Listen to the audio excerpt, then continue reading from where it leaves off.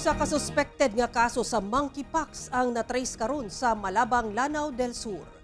Gikumpirma sa Integrated Provincial Health Office kon IPHO sa Lanao del Sur nga naka-admit sa Amay Pakpak Medical Center sa Marawi City ang maong pasyente nga gisuspetsahang dunay monkeypox.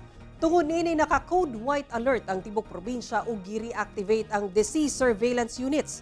Sumala kang Dr. Alinader Minalang, ang chief sa IPHO sa Lanao del Sur, kagahapon nagpahigayon na sila og contact tracing sa 7 ka tawo nga posibleng dunay direct contact sa pasyente sa Malabang.